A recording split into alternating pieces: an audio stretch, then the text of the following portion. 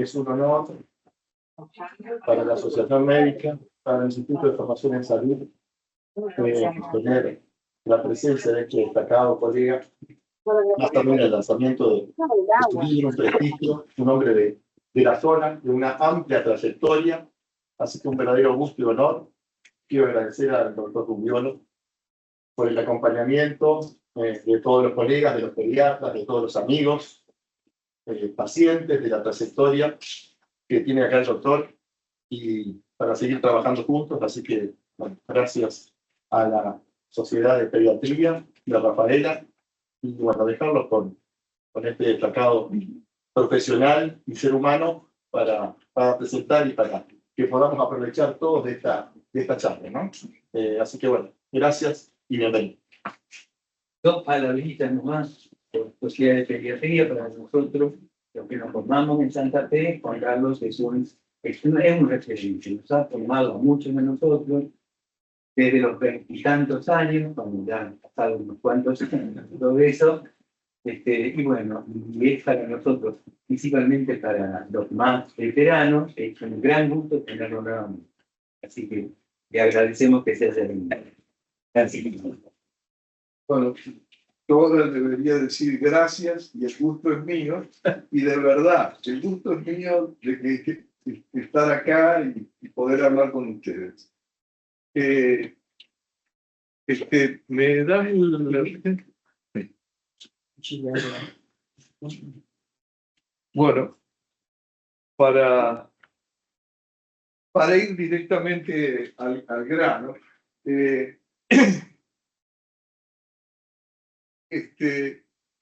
más que contarles el libro, les voy a contar qué temas nos preocupan, que es uno de los temas en la resistencia de las bacterias que están desarrollando los antibióticos, que el mundo se está quedando con pocos antibióticos efectivos.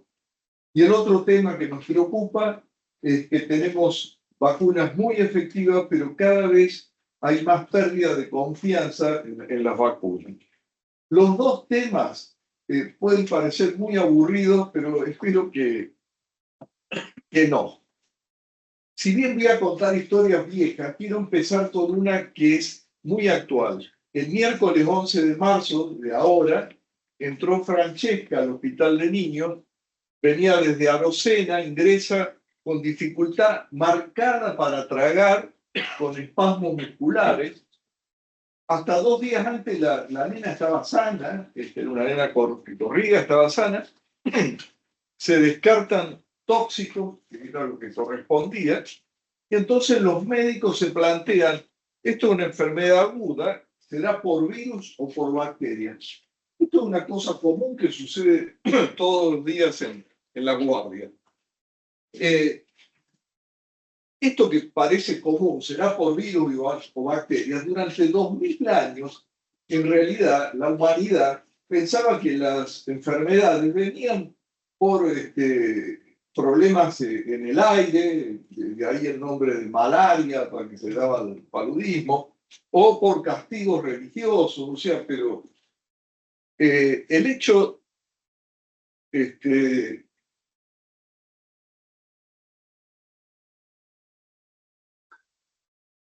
puede fallar.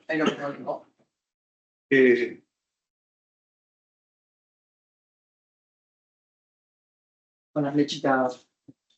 Ahí está.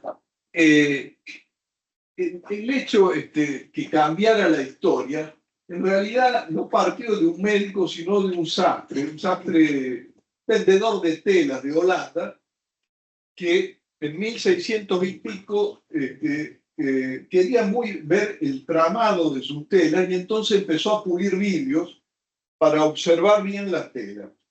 Y consiguió el vidrio de cada vez más aumento, hasta terminó inventando el primer microscopio. Y por supuesto, después de curioso, además de ver telas, se puso a mirar gotas de agua, hizo una asquerosidad, se frotó las encías y ahí vio bacterias, o sea que en ese momento él le llamó animálculos y las dibujó. Los dibujos son originales de él. y fue el primero que describió microbios. De todos modos, eso quedó como una curiosidad. Tuvieron que pasar años para que estas dos personas, Pasteur y Koch, dijeran que estos animálculos, podían producir enfermedades. La ciencia de la época lo tomó muy mal, o sea, como toda cosa nueva, primero se le rieron, después se mofaron, le decían que cómo algo microscópico podía matar a enfermar o matar a un ser humano, algo tan grande como el ser humano. De ahí es que Luis Pasteur se calienta en una charla y le dice: señores, son los microbios los que tendrán la última palabra. Se le rieron más todavía. Bueno, el nombre La Penúltima Palabra es porque lo que quiero contar o que cuento en el libro es todos los esfuerzos que hizo la ciencia en los últimos 100 años para postergar lo más posible esa última palabra. Y desde ya vaya si lo logró. En el siglo XX, donde transcurrió casi todas las historias que voy a contar, la expectativa de vida aumentó 30 a 35 años. Y mucho tienen que ver con estas cosas. Entonces, una vez que ellos se dan cuenta que estos producen enfermedades, inmediatamente lo que tratan de hacer es ver cómo combatirlo. Y entonces hay dos posibilidades: crear un medicamento que cure a un enfermo, o sea, un antibiótico, que después se le llamó antibiótico. Elimina los microbios y se recupera. Y la otra es a una persona que está sana darle una partecita de este microbio debilitado para que su organismo aprenda a defenderse y provoque anticuerpos, genere defensas, cuando llega el verdadero agente infeccioso. Esto es las vacunas, son las dos herramientas que tuvo la medicina.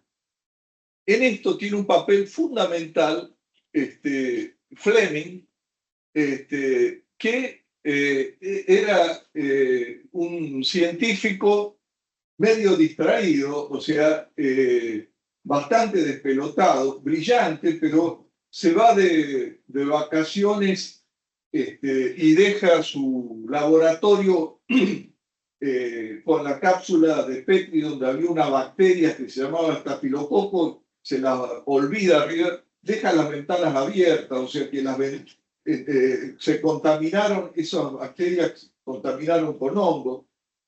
Y cuando vuelve de las vacaciones, ese verano, se encuentra con todo esto y empieza a limpiar el laboratorio, y una de las cosas que hace va a tirar esa cápsula donde estaban las bacterias, y cuando la va a tirar a la basura se dio cuenta que del hongo salía un juguito que mataba a las bacterias. Donde tocaba el juguito ese, las bacterias habían muerto.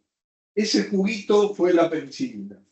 Fue la bala de plata que buscaron durante mucho tiempo los médicos.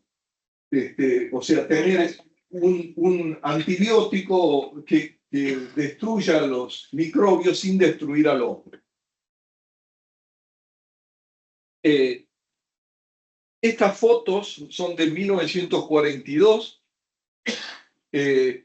un caso de sepsis por esta bacteria. Como no podemos hablar de todas las bacterias, casi todas las historias van a ser con este estafilococo dorado, Staphylococcus aureus, que en latín quiere decir racimo de uvas doradas, porque es así como se ve. Mis jefes del Hospital de Niños Viejos, que vivieron la era pre-antibiótico, nos contaban que tenían en los hospitales las salas de sépticos, donde iban a morir, porque no había otra cosa que hacer. Esta chica, con una simple herida en la mejilla, era candidata a morir, y curó con penicilina. Fue uno de los primeros tratamientos, y con 30 a 40.000 unidades, con nada. Cuando la doctora Podio y el doctor Eduardo entraron al hospital, ya usábamos millones de unidades, porque seguíamos teniendo la penicilina como principal antibiótico, pero ya no curaban tan fácil. En agosto del 73 ingresó esta nena de Laguna Paiva, de 7 meses, con una neumonía por justamente esta bacteria, y el laboratorio nos informó que era resistente a la penicilina que nosotros teníamos. En el hospital no había otra cosa. Nuestro jefe, que era el doctor Milla, la pagó de su bolsillo, compró meticilina o Penaurios, que era una penicilina especial para esto. Y fue el primer paciente que por lo menos que me tocó ver que era resistente, que no curaba solo con la penicilina, que ya habían hecho resistencia. Este antibiótico, meticilina o Penaurio, quedó en el olvido rápido porque llegaron las cefalosporinas. Cuando Fleming descubre que los hongos estos producían juguitos que podían matar bacterias, por supuesto todo el mundo se dedicó a buscar este hongo. Cuando en la Segunda Guerra, cuando llegan a la isla de Cerdeña el ejército aliado, había un médico del hospital de Cagliari que les dice: miren, acá las curanderas, las heridas que están muy infectadas, le ponen un agua residual, dice. Y ahí hay un hongo. Yo acá, en Italia, de posguerra, no tengo posibilidad de estudiarlo, pero estudienlo a este hongo, que algo debe tener. El soldado médico lo lleva a Oxford, a Londres, y de ahí, de ese hongo, salió la cefalosporina, que por años, por décadas, para nosotros era maravilloso. Tratamos las infecciones con cefalosporina. En 2004, Esteban, un paciente de 13 años, venía de jugar al tenis, un chico muy activo, se cae de la bicicleta y se lastima la rodilla. Era en enero. Bueno, este chico terminó con una infección generalizada. No se murió, pero le produjo una lesión cardíaca. No voy a aburrirlos con eso, pero esas lesiones en los dedos, en las plantas de los pies, son típicos del paciente que tiene una infección grave, y cada vez estas infecciones empiezan a ser ya más resistentes. En 2016, una mamá de 26 años, jovencita, que iba a amamantar a su bebé prematuro con mucha dificultad, y se tenía que sacar la leche, hace una mastitis, hace una infección, y va a su centro de salud y le dan lo que hay en los centros de salud para esto, que le dan cefalexina. Desgraciadamente, esta chica entró al Cuyen con una septicemia y se murió, porque era resistente a los antibióticos que nosotros usábamos.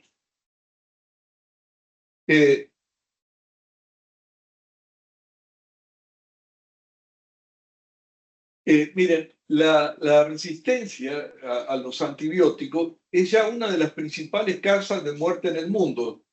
En 2019, alrededor de 5 millones de personas murieron por esto. Las bacterias se van contando los mecanismos y más o menos actúan así. O tienen una enzima que desactiva el antibiótico, o modifican la pared y el antibiótico rebota, o si el antibiótico logra entrar, tienen una bomba que lo expulsa. Para colmo, desde 1980 a esta época, los laboratorios, las empresas farmacéuticas, no han producido antibióticos innovadores. O sea, no tienen interés en producir antibióticos, y tienen sus razones.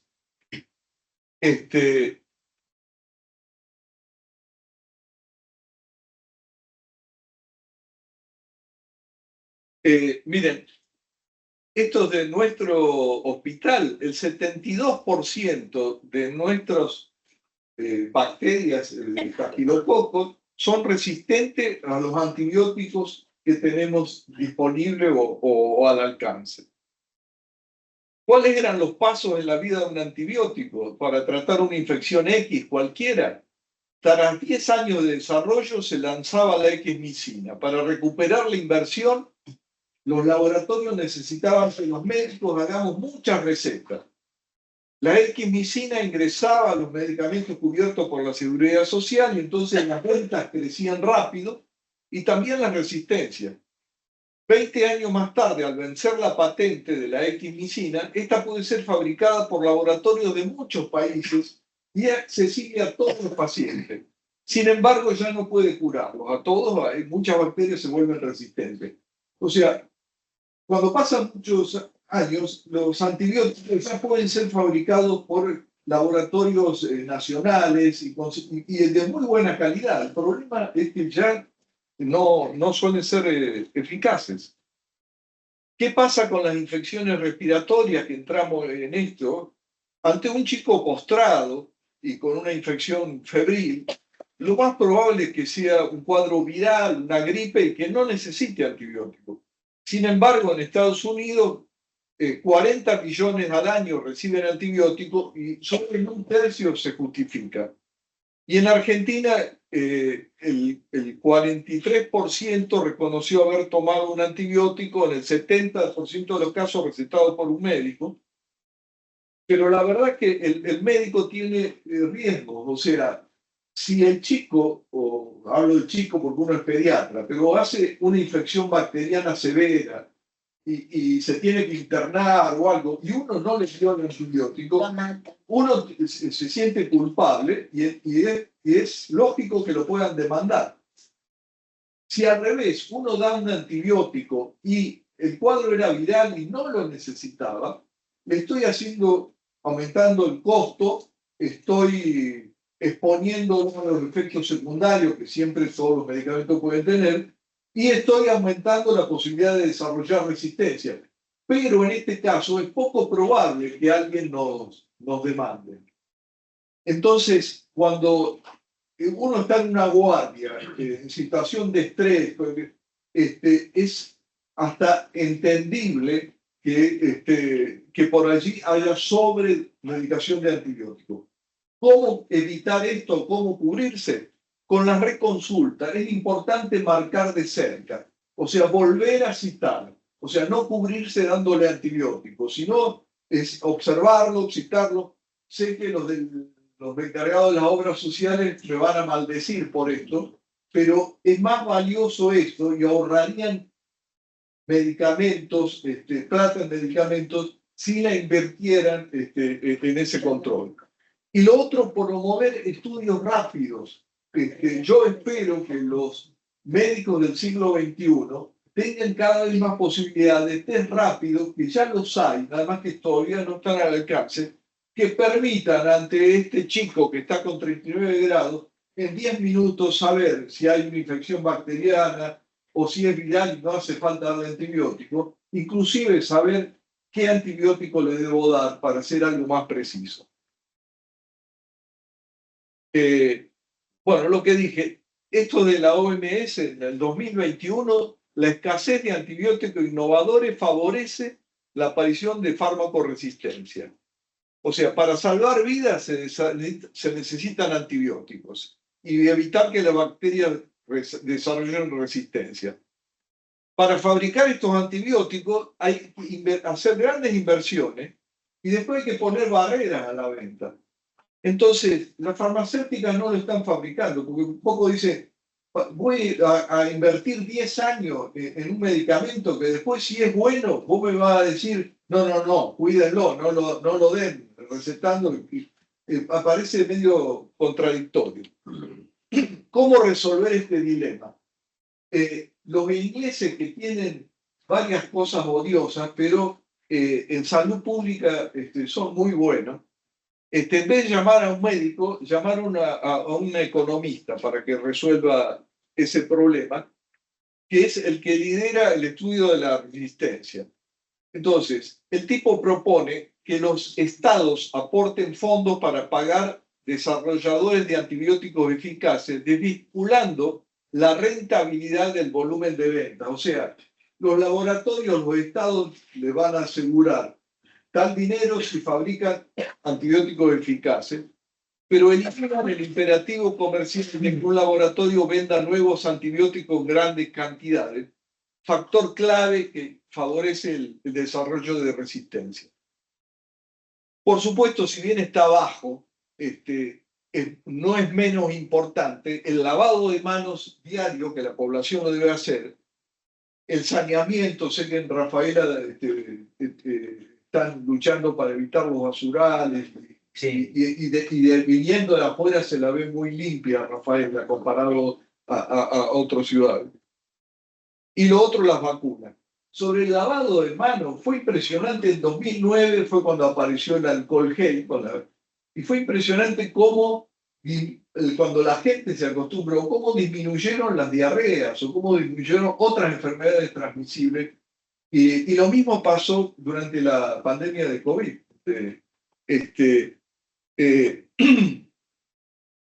Con respecto a la... yo pienso que los ministerios de salud deberían hacer continuamente publicidad con el lavado de manos. Vieron que todos los veranos está la campaña, ¿viste el golpe de calor? Invierten en eso. Yo pienso que la gente se da cuenta cuando hace calor y camina por la sombra y que tiene que tomar líquido, no sé, pero sí invertiría el recurso ahí. Y lo otro, lo de las vacunas. Muchos de los antibióticos que nosotros usamos y malgastamos eran en chicos que tenían enfermedades infecciosas terribles, que se podían morir. Y en ese caso, al médico no le preocupa tanto la resistencia, lo que le preocupa es la urgencia, o sea, dárselo a ese paciente.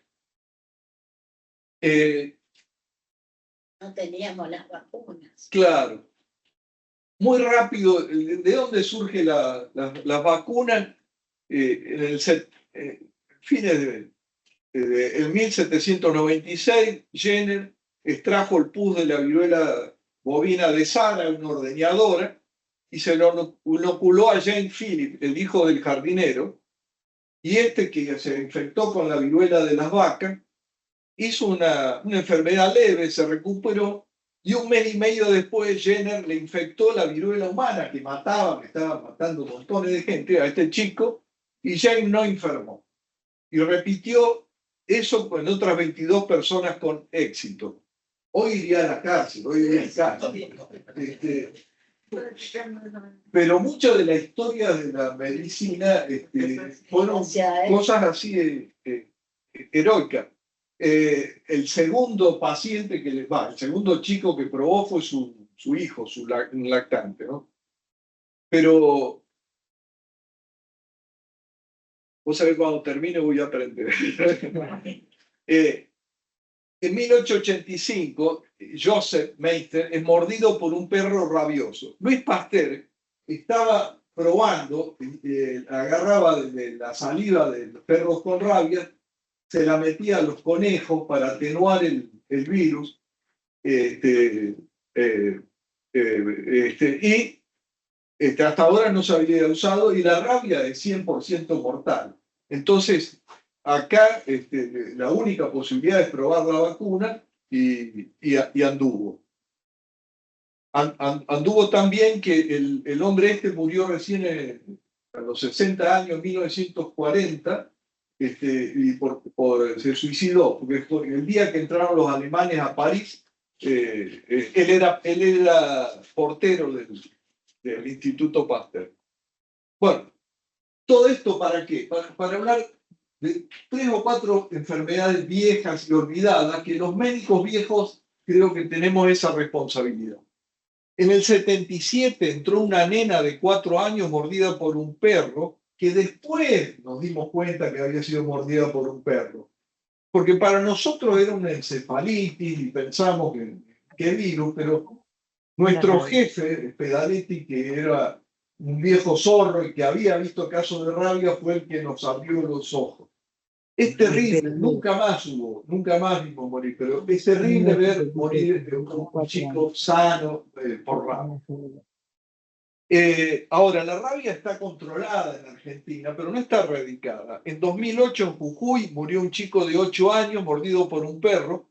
El 23 de abril lo mordió y se internó en junio. El problema de la rabia, para sospecharla, es porque a veces la incubación es muy larga. En el 2021, en Coronel Suárez, una mujer de 33 años murió mordida por un gato. Y en el 24, en Formosa, hubo un perro rabioso. En el hospital de niños Alá se ingresan alrededor de 250 casos con lesiones graves por mordedura de perro. 280, 200, más o menos está ahí. Ninguno tenemos porque, por supuesto, se promueve la vacuna y el hospital vacuna contra la rabia. Yo lo que me pregunto, ¿habrá veterinario? Porque dicen hay médicos antivacunas. ¿Habrá veterinario antivacuna? O sea, ¿habrá alguien que se niegue a vacunar? Porque esta no tiene otra salida. Juan Carlos, ¿trabajan en el hospital de niños con zoonosis? En ese caso, no. Cuando hay... Antes se los mandaba a zoonosis, ahora por lo menos sé que las primeras las hacen en la misma guardia. No, pero digo, por ejemplo, si el perro es conocido para la observación. Ah, sí, eso se hace. Si el perro lo tienen 10 días, sí, eso se hace. Sí, inclusive con los perros callejeros te dicen que la opción es buscarlo. No, eso sí. Lo otro, polio del 56. Yo iba a la escuela de Ceres, la escuela primaria, y me mandaban con una bolsita de alcanfor por mis viejos para protegernos de la poliomielitis, porque en el barrio todos teníamos amigos que habían tenido poliomielitis. Dentro de la residencia tuvimos 3 médicas con secuelas de polio. Sí. Pero bueno, vuelvo a la epidemia del 56. Fue terrible. Y nosotros llegamos a ver en el verano del 83, chicos no vacunados, llegamos a ver poliomielitis. Sí. Después no vimos más, pero en Salta fue en el 84 el último caso, pero gracias a la vacunación es una enfermedad que quedó en el olvido. Estas fotos son de chicos de Santa Fe, del Vera Candioti. Lo otro, teníamos un pulmotor en el cuarto piso, nunca le saqué una foto, no se me ocurrió, pero estos son pulmotores de hospitales de Buenos Aires. Y lo otro, la estampilla esa, dice gratitud de los niños argentinos a los pueblos del mundo, porque la Organización Mundial de la Salud, todos los países decidieron, como el brote más importante era en Argentina, destinar todas las vacunas para la polio, destinarlas acá. Por eso me parece una ingratitud, más allá de las críticas que se le puedan hacer a la Organización Mundial de la Salud, me parece una ingratitud salir de la OMS, ¿no? Pero bueno, eso aparte. Tétanos vimos, ustedes vieron. Sí. Bueno, Sí.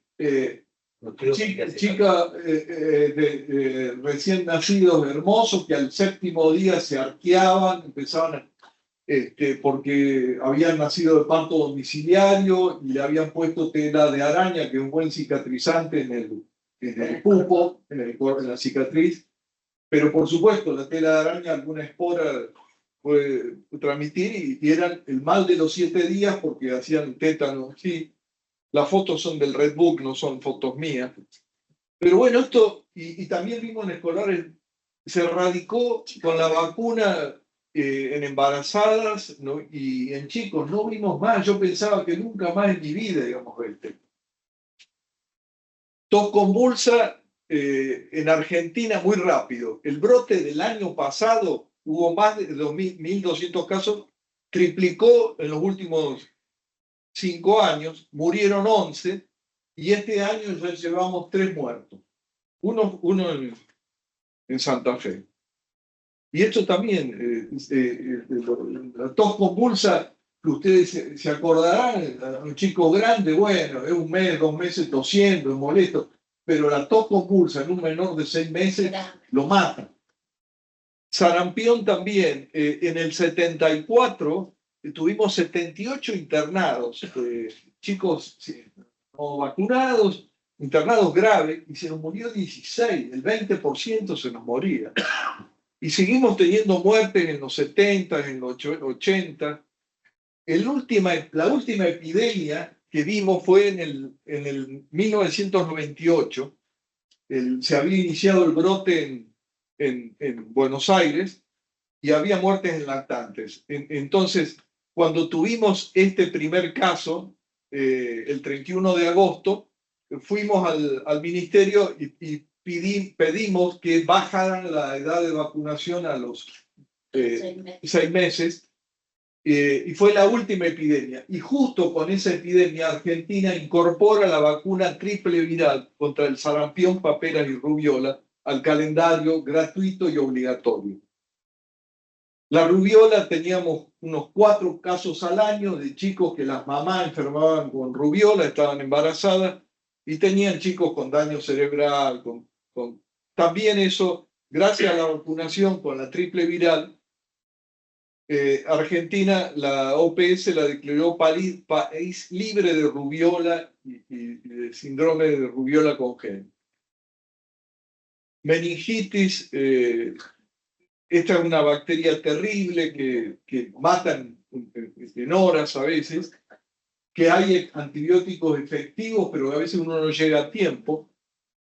Hoy en día hay una vacuna y se propone, desearíamos que se incorpore una vacuna más contra el meningococo. Ahora, ¿tiene sentido seguir incorporando vacunas si después la gente no se va a vacunar, a invertir? Miren, muy rápido, en el hospital de niños entre el 96 y el 2000 teníamos 18 casos de el puntero. ¿Tiene puntero esto o no? Sí, ¿Sí? sí, claro. Con la flechita. Sí. Bueno, no importa. No se ve igual. Bueno, teníamos esta bacteria, teníamos más o menos 100 casos de meningitis, 120 al año, teníamos muchos casos de meningitis. Y esta bacteria que se llamaba Hemófilus afectaba especialmente a los chicos, los mataba o quedaban sordos o quedaban con problemas. Y teníamos muchos casos de meningitis que no encontrábamos nada, que decíamos deben ser virales. Bueno, y ustedes fíjense ya en los últimos años de la década, en el 2000, bajó a 0 y un caso tuvimos en el 2000 y las meningitis virales bajaron de forma impresionante. ¿Qué pasó? En el 97 empezó a colocarse la vacuna contra el hemófilo y no vimos más estos chicos. Y las meningitis virales, la triple viral era contra sarampión, rubiola y papera. Más que nada nos parecía importante porque el sarampión mataba, la rubiola dejaba chicos recién nacidos dañados, pero la papera un poco, sí, los chicos hinchados, no iban a la clase.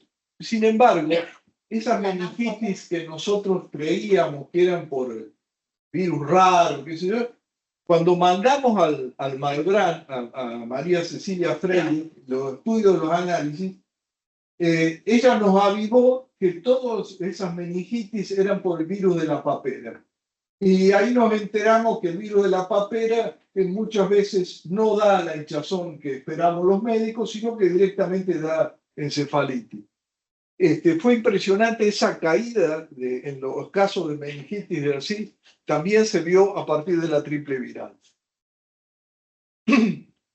Muy breve de hepatitis A, teníamos antes de la inundación del hospital, ese verano llegábamos con casi 400 casos. Cuando sucede la inundación y aparecen centros de evacuados, dijimos sonamos, porque ahora no la paramos con nada. Sin embargo, tuvimos en los meses siguientes a la inundación 193 casos y la mayoría fue en los primeros meses, o sea que ya la incubaban de antes. ¿Qué pasó de distinto? Los especialistas de la Sociedad de Pediatría y el Ministerio de Salud trajo la vacuna, la primera vacunación masiva que se hace contra vacuna de hepatitis A en Argentina se hizo en Inundación de Santa Fe, con una sola dosis. La hepatitis también, la mayoría dirá, bueno, yo tuve hepatitis en un mes sin ir a la escuela, y bueno, no. Hay chicos que hacen hepatitis fulminante y que necesitan trasplante hepático, como esa nena. Nosotros mandábamos 3, 4 chicos por año a trasplantar el hígado.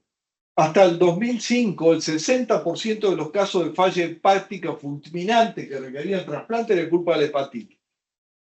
Con la vacuna bajó al 88% de casos y ya desde marzo del 2007 no hubo más chicos con trasplantes hepáticos por culpa de la hepatitis A.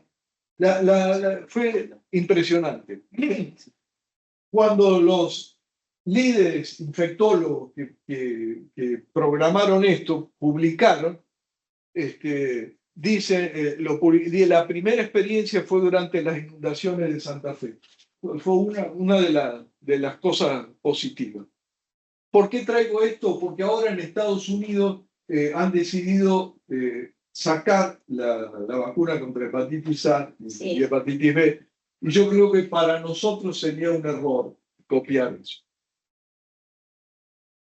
Gripe, voy más rápido. En gripe, en el 2009 tuvimos 685 muertos y ahí estuvo claro quién eran los grupos de riesgo. En el 2019, antes de la pandemia del COVID, hubo 18 muertes documentadas por gripe, la mayoría con grupos de riesgo. Y más o menos en Argentina mueren 181, murieron en el 2024. La vacuna es gratis para los grupos de riesgo. Es una vacuna que la mayoría de la gente dice, me vacuné y me gripé igual, ¿para qué me voy a vacunar? O sea, aunque te engripes igual, está demostrado que si estás vacunado hay menos riesgo. Después podríamos charlar más, pero vamos a hacerlo más rápido. Y con COVID me enfermo cuando en las redes encuentro decir, asustaron con el COVID, al final no era para tanto, era todo para vender, hacer comercio y todo. Miren, no fue para tanto. En Argentina hubo 10 millones de casos confirmados, 130.000 muertes. Antes de la vacuna la mortalidad era de 3,5. Hay muchos dicen, al final yo no me vacuné y no me pasó nada. Y sí, de cada 100, pero se morían 3,5. Después de la vacuna, cuando empezó la vacunación, la mortalidad cayó 10 veces. Y la vacuna no fue efectiva para evitar los contagios. Los contagios siguieron. O sea, y eso permitió ver que antes de la vacunación, a medida que aumentaban los contagios, aumentaban las muertes y aumentaban las terapias intensivas saturadas y que no hay respiradores ni nada. En 2022, que ocurrió la circulación de Omicron, que fue la variante de COVID más contagiosa, todo el mundo se contagió, subieron los contagios en forma impresionante. Sin embargo, la cantidad de muertes no. La gente ya no tenía miedo, y no tenía miedo porque más del 80% estaba vacunado con 2 dosis. Después podemos hablar más de esto, pero antivacunas hubo siempre. Cuando salió la vacuna de la viruela, el filósofo Immanuel Kant decía, la vacunación contra la viruela no produce efecto bueno alguno, debe bestializar al hombre, algo. O sea, ¿cómo van a poner algo animal en una criatura humana? Y con Pasteur, que hoy sin duda merece todos los honores, se lo ridiculizaba esa caricatura con los conejos, y decían en los diarios, este doctor de ciencias naturales publicaba, no obligan a ningún padre, a ningún soldado, a someterse a los absurdos de la vacunación y la revacunación. Y en otro diario decía, Pasteur no hace ciencia, sino comercio. O sea, no hay nada nuevo bajo el sol. Me voy a detener en los antivacunas modernos. Yo les mostré todos los beneficios que para nosotros tuvo la triple viral. Sin embargo, en el mismo año que en Argentina salía la triple viral, en The Lancet, Andrew Wakefield publicó un artículo que decía 12 chicos vacunados con triple viral habían desarrollado inflamación intestinal, le hizo biopsia y después desarrollaron autismo. En el artículo lo planteaba como hipótesis, pero cuando lo invitan a la televisión en inglesa, que estaba con el decano de la Facultad de Medicina, el tipo fue más contundente, directamente vinculó a la triple viral con el autismo y propuso retirarla de los planes de inmunización. Durante meses siguientes, la radio y la televisión dijeron la vacuna que reciben sus hijos podría causar autismo. O sea, lo que sucedió fue algo lógico. O sea, la gente, los padres no llevaron a vacunar a sus hijos y empezó a reaparecer. Para cómo el hombre era muy buen comunicador, buena facha, que luchaba contra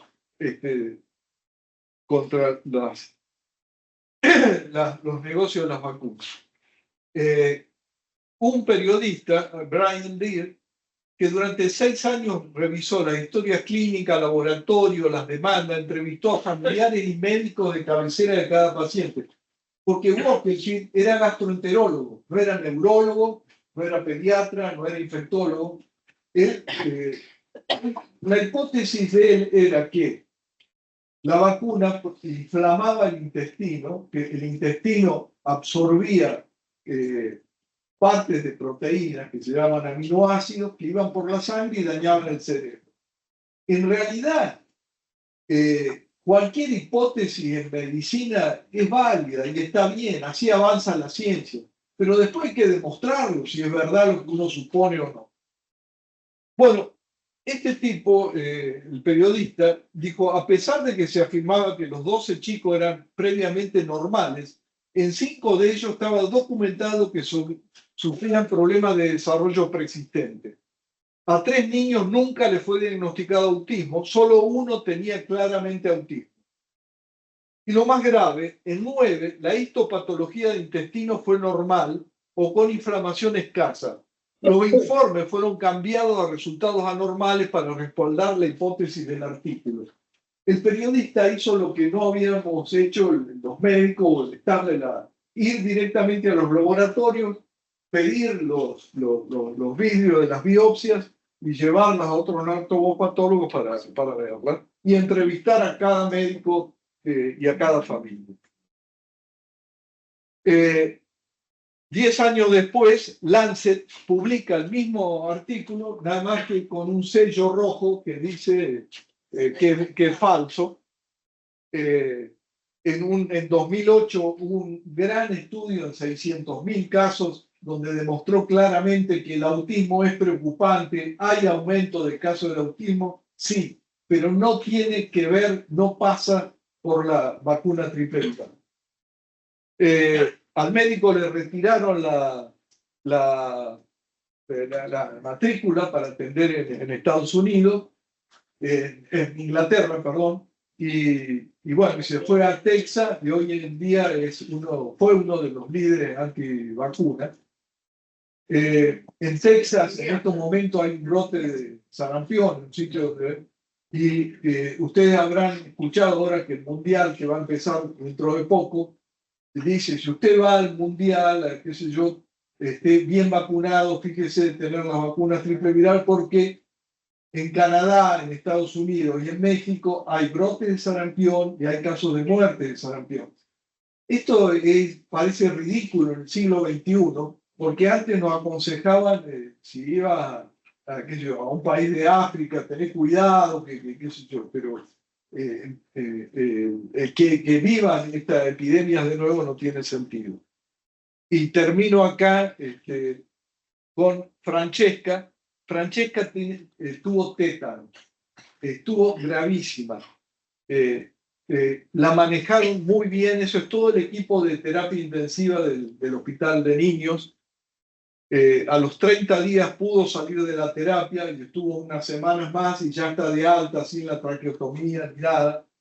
Esta chica no tenía ninguna vacuna, ninguna antitetánica. O sea, realmente hizo neumonías, porque yo les contaba que a nosotros muchas veces los chicos con tétanos se nos morían por las neumonías que hacían, las complicaciones, pero fue muy bien atendido. El día en terapia vale en Argentina entre 1 millón y 1,5 millones de pesos por día, terapia intensiva de alta complejidad. O sea, esta chica, el Estado invirtió entre 20 y 25 mil dólares. Y por suerte estuvo el Estado ahí presente para salvarla, pero debe estar el Estado también presente para que los chicos estén vacunados, para evitar todo esto. Bueno, acá sí paro y hablen ustedes, ya hablen ustedes. No. Esta patología también falta la de la varicela. Nosotros en algún momento en la terapia teníamos la patología de la varicela grave, que era una sola vez en mi vida tuve una varicela hemorrágica con una neumonía así bilateral. La chica zafó, pero era complicación de la varicela. Lo que yo siempre tengo presente de cuando hacíamos consultorios ya en el hospital, que la madre te decía, no, tiene varicela, los pongo los dos juntos y se contagian, y pasan a los dos de la varicela. Bueno, yo la varicela era una enfermedad que aprendí a odiar en la terapia porque realmente veíamos las encefalitis y las hemorrágicas. Mira, para no ser tan denso la saqué, pero te aseguro que tenía una. Lucas Navarro, en el 2003, después que terminó la inundación, que volvimos al hospital, durante 2 años siguió caso de varicela. Hubo 1.885 casos graves por varicela, por viruela boba, que habitualmente no pasa nada, pero como vos decís, y hubo 2 muertes. Con la vacuna ya no se ve en ese caso. Bueno, Las infecciones generalmente eran por estafiloresistentes. sí, por ejemplo. No es obligación, pero si alguien quiere hacer algún comentario o preguntar. ¿Qué hacemos con los papás? Sí, mira. Sé que lo están denunciando. Invertir tiempo, charla, Llaman a la imprimir policía, alguna los cosa, mandan. yo estoy impreso. Bueno, esto del autismo volvió a ser. Sí. Es lo que más fiel dice los antivacunas, hablan de este médico de Vamos caso. por partes. Hay médicos que he escuchado que dicen, no, yo no soy antivacuna, pero dejo en libertad que la gente decida. O sea, en antivacuna yo creo que hay gente que se autopercibe progresista o de izquierda, que en realidad son antivacunas porque están en contra del negocio de la farmacéutica, de la industria, y qué sé yo, que es todo un negocio para vender vacunas. Y después hay gente que yo defino como bien de derecha o que quiere la libertad individual. Yo decido mi cuerpo, yo decido con mi hijo. Lo argumentan con el derecho a decidir, a sobrevivir. Bueno,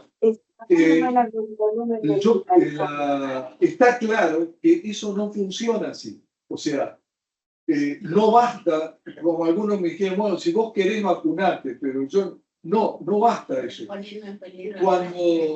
Cuando hay una infección muy contagiosa como sarampión, uno necesita que el 95% de la población esté vacunada. O sea que los sistemas, todas estas enfermedades que vimos se radicaron en base a las vacunas gratuitas y obligatorias. la vacunación debe ser obligatoria y debe ser gratuita para que cubrir así.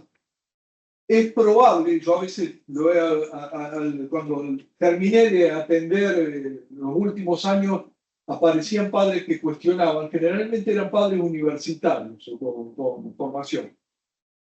Y yo le decía, mira, a lo mejor tu hijo tiene sarampión y no le pasa nada, porque antes teníamos sarampión y la pasábamos mal, pero a lo mejor tu hijo va a la escuela y puede contagiar a un chico que, porque está cursando una leucemia, no se puede vacunar, y ese chico puede morir. O sea que no, en esto la democracia y la libertad individual está perfecta, pero no funciona para evitar pandemias.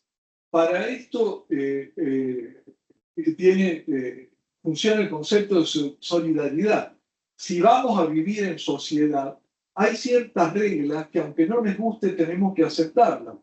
Por ejemplo, yo no puedo ir por este bulevar a 120 kilómetros por hora porque yo tengo la libertad, el auto me da y yo hago lo que quiero. Porque puede ser un desastre. Y además de vos, podés dañar a otro. Bueno, lo mismo funciona para las vacunas. Cuestionan la efectividad, hablan de... me ha tocado y es muy difícil porque tratar de razonar con lógica cosas que no tienen respaldo por ahí con bastantes científicos. Sí. Hablan de la efectividad, de estudios inventados o de números que no son tan así, Sí. de enfermedades que no son enfermedades reales, o sea, gente que cuestiona hasta la existencia de estos. Sí. Mira, la eficacia de las vacunas conspiró contra la misma vacuna. El hecho que los médicos jóvenes no hayan visto nada de esto, no hayan visto, o sea, no hayan visto poliomielitis, no hayan visto morir chicos por meningitis de hemófilos, meningococcemia, teta. Bueno, eso hace que se pierda la percepción del riesgo. Por eso, la charla de hoy, más que rebatir argumentos de los antivacunas, en vez de perder tiempo en eso, quise mostrarle qué pasaba cuando no estaban las vacunas. Porque yo le digo, la vacuna te dicen tiene aluminio, sí tiene aluminio, tiene esto, bueno, pero ¿cuál es tu opción entonces para frenar esto? De eso nadie habla. O sea, hablemos de esto. ¿Cómo vas a parar que tengamos de nuevo chicos con tétano? Esto no es inventado. Vamos a tener de nuevo polio. Miren, los problemas en salud que hay en estos momentos son gravísimos. Muchos de los que ya vaticinaba Jean Antonio. No sé por qué, pero el viejo decía que el siglo XXI iban a aumentar las enfermedades mentales, que iba a haber problemas de adicciones, bueno, hay muchísimos problemas de salud. Entonces, ocupémonos de eso y no perdamos el tiempo cosas ya que habíamos solucionado. La tecnología también avanza muy rápido y por ahí lo malo avanza más rápido que lo bueno. Sí. Bueno, entonces, el no tener conocimiento histórico y las nuevas generaciones van absorbiendo lo malo primero. Entonces se agudiza todo esto de que, bueno, los antivacunas vuelven a tener tanto poder. Sí. Sí, doctor, más allá de lo que usted comenta de la era Cambioti, yo tengo un caso en particular que es mi propio hermano, que tiene 75 años, en el 56 tenía la vacuna Salk, mis dos hermanos. Uno de ellos contrajo polio, para lo cual es cuadripléjico, vive, es uno de los pocos que vive de San Cristóbal. Estuvo más de 6 meses en el Vena Cambioti, en el pulmotor, tiene más de 21 cirugías generales, barra de platino en la columna, bueno, todas las cirugías que se le puedan ocurrir, más de 13 meses con yeso. Bueno, gracias a los avances de poder llevarlo inmediatamente a Santa Fe, falleció mucha gente en San Cristóbal de poliomielitis. Realmente yo le estoy hablando de mi hermano, no todo un cuento de una foto, ¿no?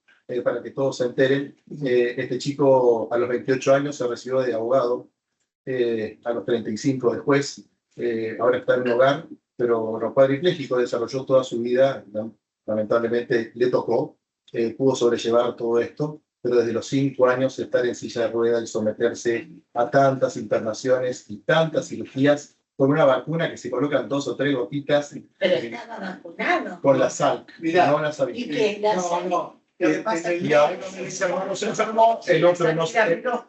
El otro no se enfermó, pero vivió, por suerte vivió. O sea, tal vez si no tenía la sal estaría muerto. El libro Año 56, Sí, nació en el 50.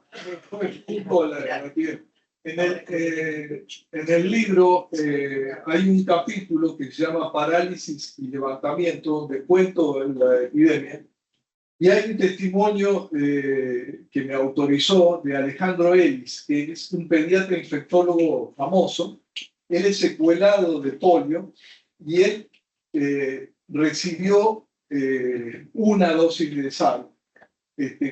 La sal era virus muerto, de seguro que no podía producir polio, no Pero fue tenía culpa de la menos vacuna. porcentaje.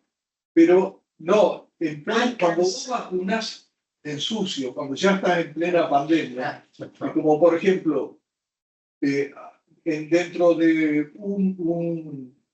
de 4 semanas va a haber un pico grande de gripe, van a llenárselo porque ya hay casos diagnosticados y a las 4 semanas suele aparecer el pico.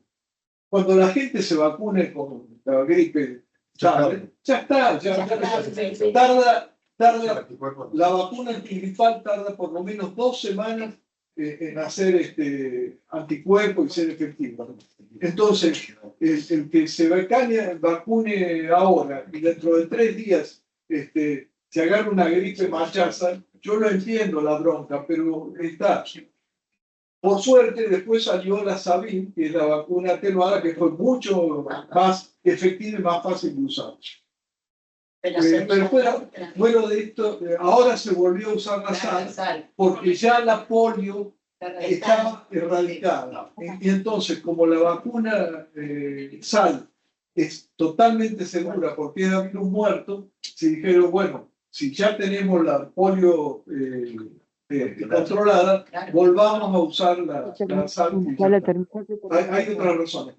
Quiero contestar 2 o 3 cosas que dijiste del aluminio. Una de las cosas que broman con el aluminio. ¿Tienen aluminio? Sí, algunas, hace 70 años que tienen aluminio, hidróxido de aluminio, tienen la vacuna para producir más anticuerpos. Eso actúa de refuerzo. ¿Es peligroso para la salud eso? No, ya está recontra estudiado, investigado. Hay muchísimos. Ahora, si usted calienta la comida, y la comida tiene tomate especialmente, y la pone en el horno y le pone papel de aluminio, que está bueno, va a consumir más aluminio que el que puede recibir en dosis ínfima una vez en la vacuna. No quiere decir de que no usen el papel de aluminio, pero sepan que cuando toman una lata de gaseosa, también reciben papel de aluminio. Pero, bueno, el mercurio. ¿Tienen mercurio? Bueno, ya casi muy pocas. El mercurio que tenía la vacuna, ¿para qué le ponen mercurio? El mercurio permitió abaratar muchísimo las vacunas, porque antes se contaminaban, había que hacer una dosis, permitió hacer frascos multidosis, porque evita que desarrollen hongos, bacterias, que se contaminen. El mercurio que se usa en las vacunas es mercurio que se degrada, es timerosal, se degrada en 24 horas, no se acumula en el cuerpo. Si usted come atún, sigan comiendo atún, lo estamos viendo. Si uno come mucho atún, va a recibir mercurio, porque los pescados tienen mercurio. Una vez me tocó hablar en Polaspinet y había jóvenes que eran reticentes a las vacunas o tenían temor a las cosas no declaradas que tienen las vacunas. O sea, bueno. No, declarada, no, eso está. Ahora, lo curioso es que una, especialmente de las chicas, tenía muchos tatuajes. Cada vez la gente se tatuaba. Yo le dije, mirá, seguís tatuándote, no hay problema, pero tenés que saber que la tintura negra tiene carbono. La roja tiene mercurio, el color rojo lo da mercurio. El verde lo da el cromo. El cadmio, no sé qué otra. Estos son todos metales pesados. Lo más probable es que no te pese nada, porque tiene cadmio, pero si te preocupas tanto por el aluminio que puede tener una dosis de vacuna, qué sé yo, y al mismo tiempo es un poco contradictorio. Sí. Además, doctor, aclarar acá una cosa. Muy bueno su elemento para tener, pero no es boca a boca. Yo no sé, en la ensaladera de los antivacunas debe haber de todo, pero algo debe haber central detrás, por eso que no sé qué. Este tipito que quería ser famoso, ahora es famoso en cáncer, qué sé yo. Pero acá estamos hablando de salud pública. Entonces, cuando se venga porque mi primo le pasó y a mi cuñado también, y qué sé yo, acá estamos hablando de salud pública.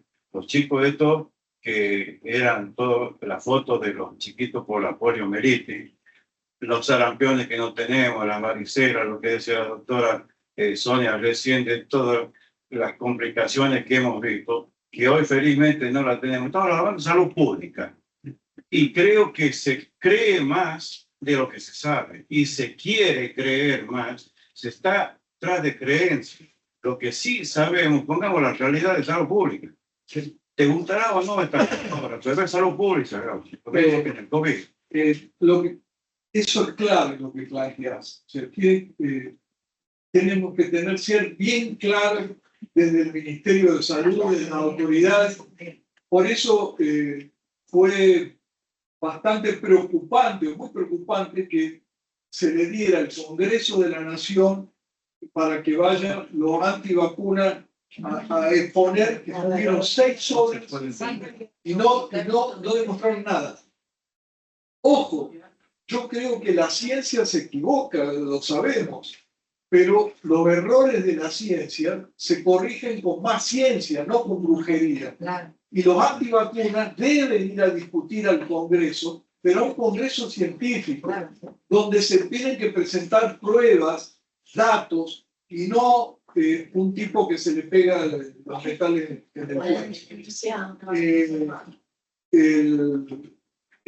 cuerpo. Me preocupa el hecho, yo creo que Estados Unidos tiene muchas cosas que está bueno copiarle, pero una de las cosas que no copiaría es sacar la vacuna contra la hepatitis A y hepatitis B.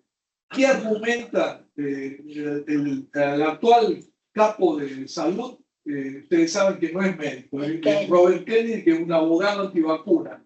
Está en mi libro, lo menciono como un personaje secundario. Nunca imaginé, el libro lo escribí antes, que iba a terminar siendo el responsable de todo eso. Él hizo plata representando a los movimientos antivacunas y haciendo demanda. ¿Qué argumentan ellos? Dinamarca no usa la vacuna contra hepatitis A y no contra hepatitis B. No es obligatorio. Entonces, pero lo que no se dice, el contexto es, Dinamarca son 6 millones de personas, de un país súper desarrollado, donde tienen agua potable todos, cloaca todos, y fundamentalmente tienen muy buen sistema de salud pública.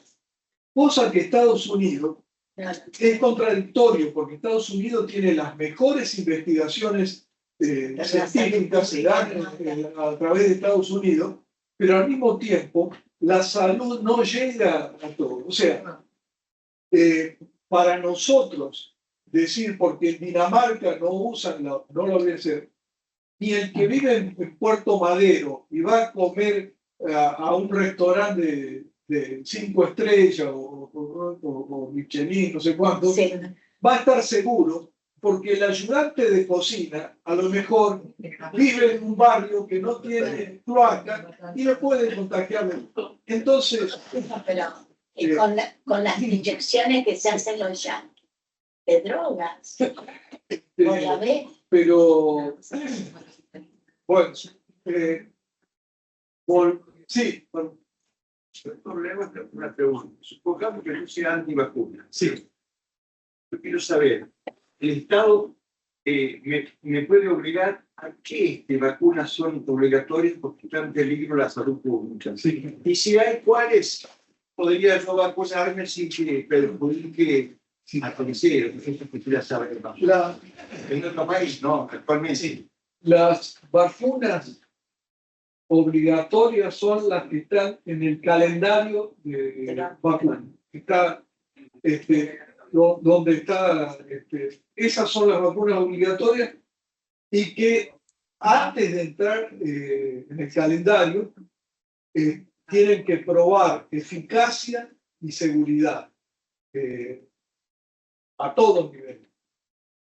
Por eso hay vacunas, por ejemplo, como las anticatarrales o orales, que no están en ningún calendario de vacunas, porque no está demostrada la eficacia. ¿Qué vacuna uno se puede hacer? Por ejemplo, ahora, si a elección, la vacuna del herpes zóster es muy cara, no está en el calendario, no es obligatoria. Si uno quiere, se la hace, si no, no. ¿Qué otra vacuna? Meningococo B, por ejemplo, tampoco es obligatoria, no está en el calendario. Es que con COVID es obligatorio. Y COVID no es obligatoria.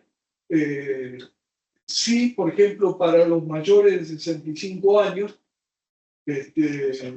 es recomendable hacerla. O sea, si uno se usa la vacuna contra la gripe, es conveniente hacerse una vez al año la vacuna contra el COVID. COVID en estos momentos pasó a ser como un virus gripal.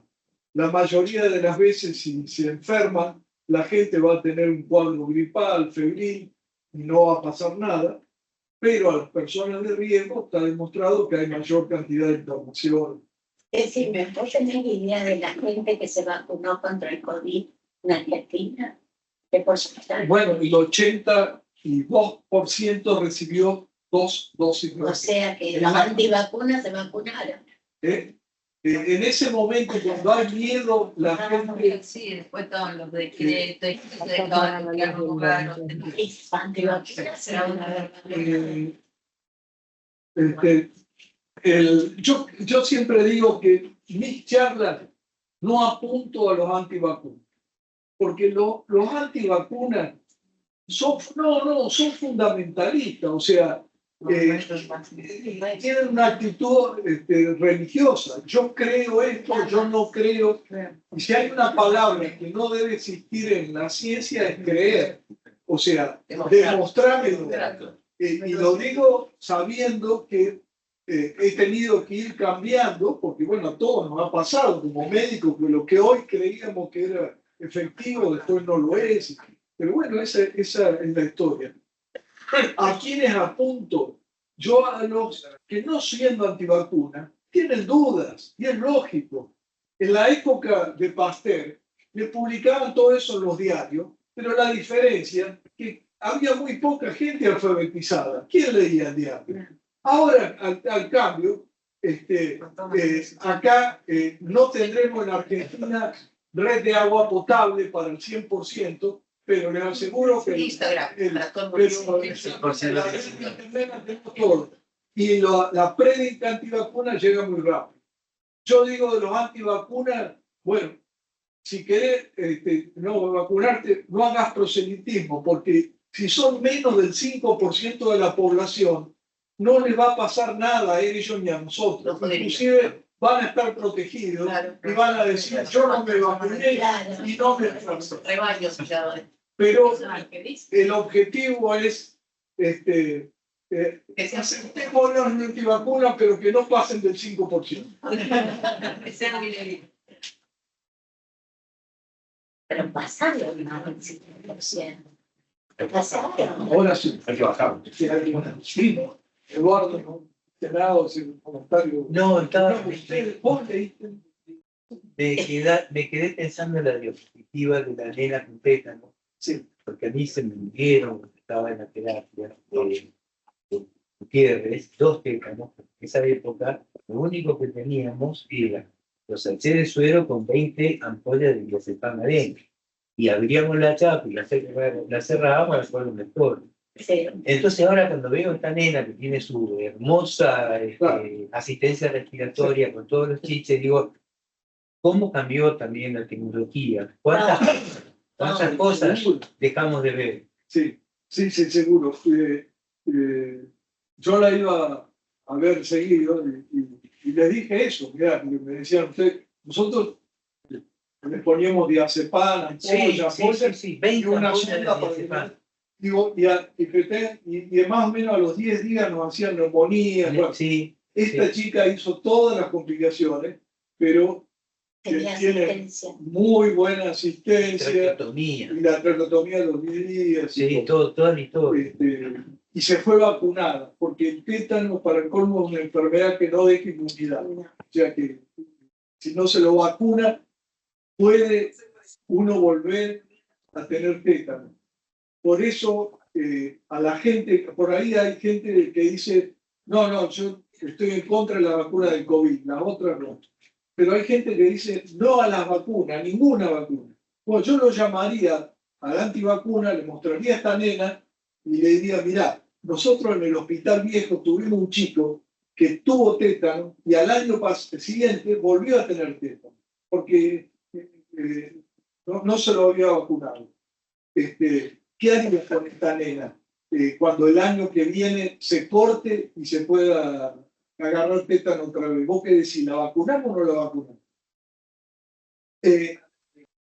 Yo creo que la gente espera de salud, o de la salud, como decías vos, indicaciones claras.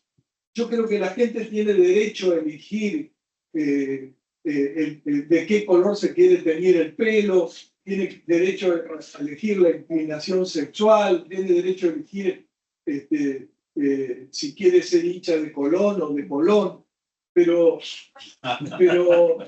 y va a sufrir mucho, eso sí, le aseguro. Pero en salud hay cosas que son claras, que tenemos que claro, la democracia es un sistema imperfecto, pero es el mejor sistema para los países republicanos. Pero en salud eso no funciona. Con la vacuna de la viruela fue muy resistida especialmente por los religiosos en Europa al principio. Pero como la epidemia era tremenda y moría gente, se terminó aceptando. Cuando llega a América, llegó cuando estaba el virrey Cisneros, el que la trae, cerca de y la trajeron. Y el cura, acá los religiosos tuvieron una actitud al revés. Fueron los que difundieron la vacunación. Hubo un cura, Segurola, que se puso él a vacunar. Y Belgrano, cuando hace la expedición a Paraguay, se entera que en Coronda había un brote de viruela, y Belgrano estaba muy sensibilizado porque dos de sus hermanas habían muerto por viruela, y le manda a decir al cura que vacune, o le manda las vacunas. Las vacunas que se transportaban con personas. O sea, acá América llegó con esclavos que se sacaba el pus y se tomó con algo de eso. Le digo, hay historias terribles y a su vez historias muy valiosas. Esta enfermedad terrible fue la primera erradicada, por eso ustedes, salvo los viejos, fuimos vacunados contra la viruela, pero los más jóvenes no, porque la enfermedad desapareció gracias a la vacuna. Estábamos ya casi en lo mismo en poliomielitis, ya de ser erradicada. Desde el 84 no había más. Estábamos en lo mismo con sarampión, ¿sí? Y en estos momentos hay en el mundo otra vez. ¿Querés que cortemos ya? Como quieran, como quieran. Si hay dudas o si tienen preguntas.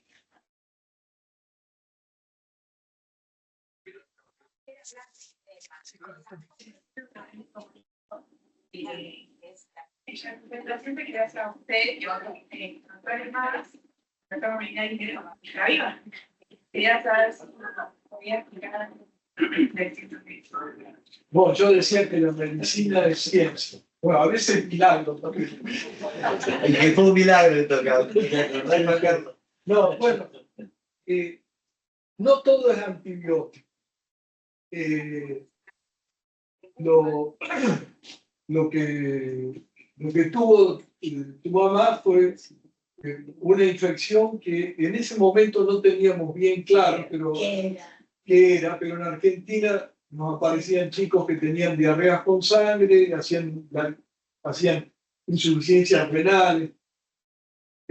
Después, un canadiense descubrió que había una bacteria que se llamaba, bueno, no importa cómo se llamaba, pero que fundamentalmente estaba en la carne, que estaba poco cocida, en la carne, una carne picada, en la leche no pasteurizada. Y que esa bacteria producía una toxina que terminaba rompiendo los glóbulos rojos.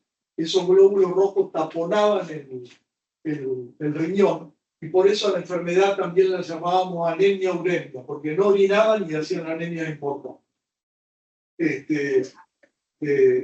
Bueno, no había en esa época nefrólogo, así que en el hospital de niños recibíamos muchos de esos chicos y lo que hacíamos eran las diálisis hasta que el riñón empezaba a funcionar.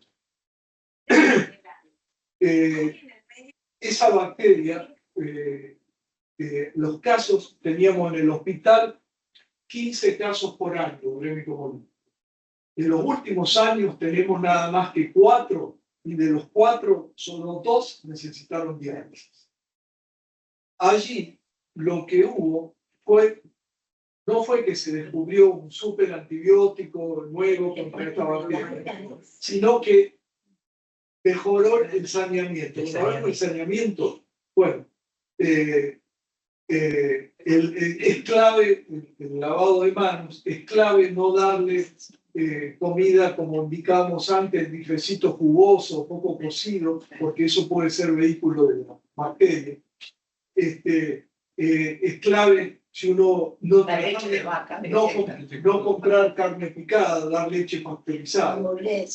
En la época, en el 70, el 73, como muchos de los chicos eran de la zona rural, de la Cuenca Láctea, y bueno, pensábamos que había algo genético, algo así, pero en realidad era que muchos chicos tomaban leche pasteurizada. Sí, con el pan, iban al campo con el pan. En Estados Unidos se le llamó la enfermedad del McDonald's, porque hubo 4 jóvenes que aislaron esta bacteria que habían estado en un McDonald's. Si ustedes van ahora al McDonald's, van a ver que las hamburguesas son como suelas, son finitas y son secas. Bueno, antes las hamburguesas de McDonald's eran más gorditas y más jugosas, más ricas. Pero a causa de eso, McDonald's hizo hacer más finita su hamburguesa y hacerlas calentarlas mucho para que si está la bacteria, todas esas medidas sirvieron. ¿Qué otras medidas se puede hacer? En estos momentos, Latinoamérica puede vender carne a Europa.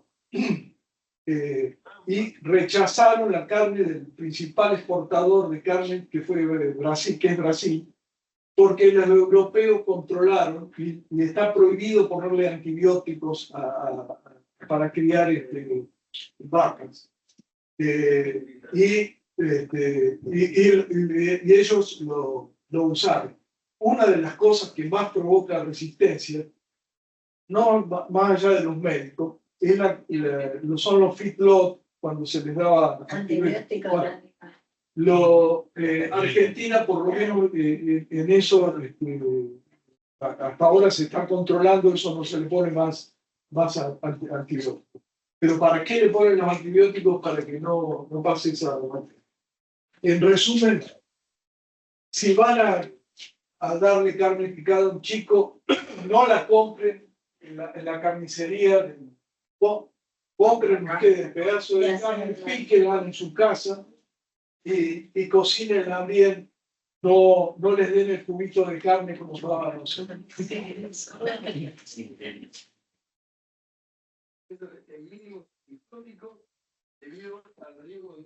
Bueno, Una pregunta para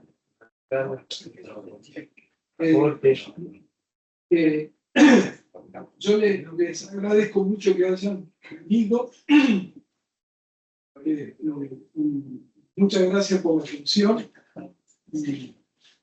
Y acá paro porque ya estoy demasiado poco.